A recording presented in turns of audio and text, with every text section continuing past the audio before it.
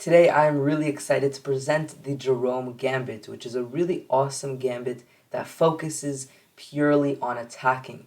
We'll look at some of the more common lines, we'll talk about some of the common ideas in this gambit, and we'll end the video with the game example from Grandmaster Amon from Chess Bros, who used this gambit in a really beautiful attacking game. So let's begin.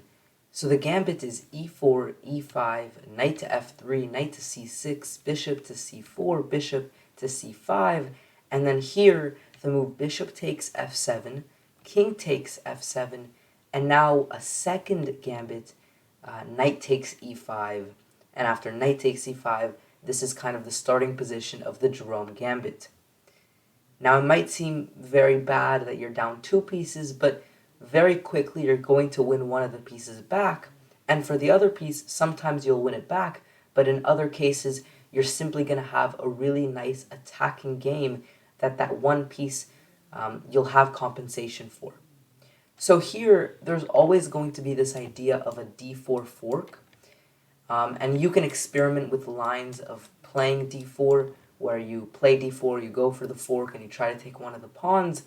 However, better in recent years, it's been found that queen h5 gives white a better chance in this game. And the move queen h5, the idea is you're going to activate your queen, and this queen is going to become a very powerful piece. So here black has a number of choices. They can play the move g6, they can block with the knight as well, and they can also move the king. So let's start with what happens if they move the king to e7. If they move here, you take the first piece, the knight, with check. They have to move again. Then you'll be able to take the bishop. And from there, you're simply going to be up material because, of course, you're up those two pawns that you sacrificed your bishop for and then you sacrificed your knight for. So you're going to be up two pawns. You're going to be able to castle. They won't. Your queen's going to be super powerful, and you're going to be able to develop really easily and quickly. So that would be a perfect position for you. So for the most part, if they play king e7, you're going to be very happy. If they play king to f6 instead, you can play the move queen to f5 check. They have to move to e7, and well, now we have the same position. And again, I'll show a line this time. Eventually, what's going to happen is even though they might be able to develop their bishop quickly, your queen's going to be super safe here. And, you could play f4, castle, launch an attack at this king that won't be able to castle, and get your other pieces into the game really smoothly and easily. So, really, when the king moves, just know that you should try to take as many of these pieces back as possible, and then after that, castle and develop your pieces. Now, what instead happens if they try to block? Well, if they play the move g6, g6 is one of the better options they have. Well, now you take the knight in. Even though it seems like you're really in control here in this fork, if they play perfectly, you're actually just losing. And that is the downside of this gambit. There are cases where you're simply going to be losing if black knows exactly what they're doing. And here, if they play any other move, you're very happy taking one of these pieces and continuing the game. But if they play the move queen to e7, which is the only completely crushing move that black has, unfortunately, black is most likely going to win. And you're not out of chances here. You can play, queen to f4, which is, objectively better than taking the rook here. But I would recommend at this moment, you're already going to be down a lot of material. It's better to take the rook and then try to deal with this attack that's going to be coming. Now here, again, they have to play perfectly. If they don't take the pawn, you're very happy to take this pawn and continue, trading the queens and be really happy. But if they do take the pawn, you have to essentially just defend from this attack to the best of your ability. You can go to f1, you can go to d1. f1, I think the engine says it's better, but I actually don't like it as much because there's a lot of pressure on f2, and it's really easy to attack it and not so easy to defend. Whereas when you go to d1, d2 is definitely not a problem for you. The problem now is, though, this diagonal. So from here, for example, one option for them is to take this pawn on g2. And here you can take with check. And notice they have to, always play really perfectly. if they move their king somewhere here, well, they can't go here, but if they move their king somewhere here, well, suddenly the rook slides in with check, and you're going to be really, really happy. But if they play the move king to f8, which is one of the only good moves they have, then after king f8, you can play the move rook e1 and try to survive, but it's going to be hard after d5. They're getting their other pieces into the game.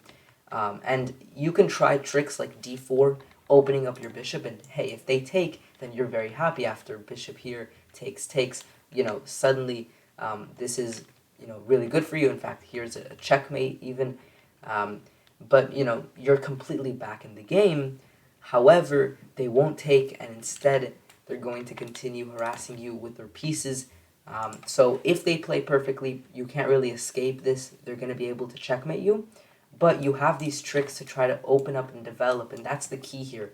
You need to develop. You need to develop as quickly as you can, get your pieces to squares where they're kind of attacking this king, so you can attack this very weak king with more than just your queen, because ultimately they have many pieces attacking your king. You only have one. So that's kind of the idea here. You want to get more pieces involved.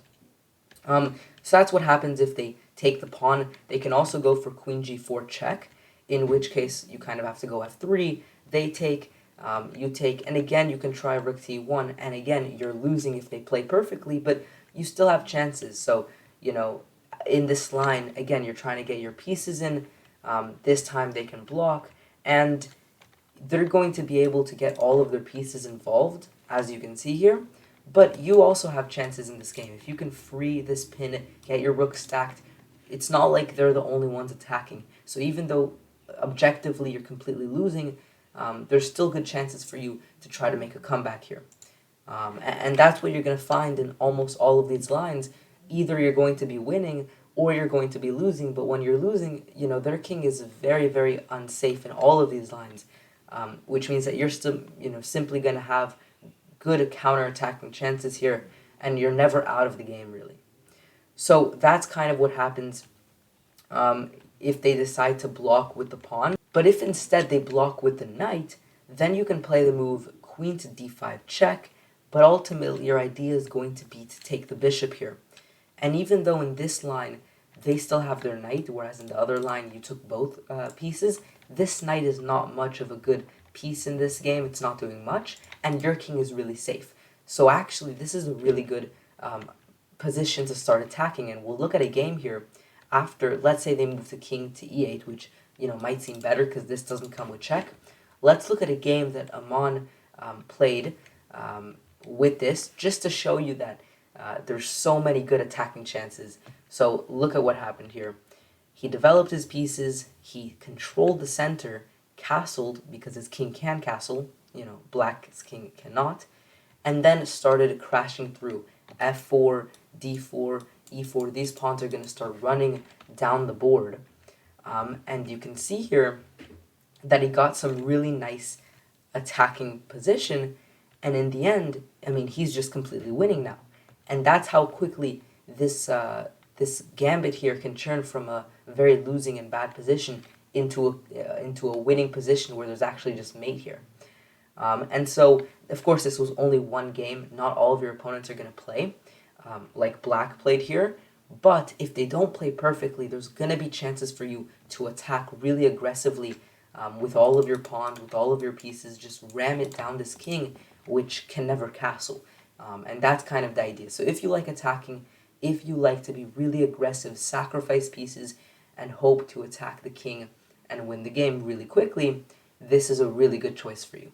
Thank you for watching this video. Hopefully you enjoyed it and learned. Subscribe if you're new around here. Like this video if you enjoy it. And I'll see you next time. Peace out.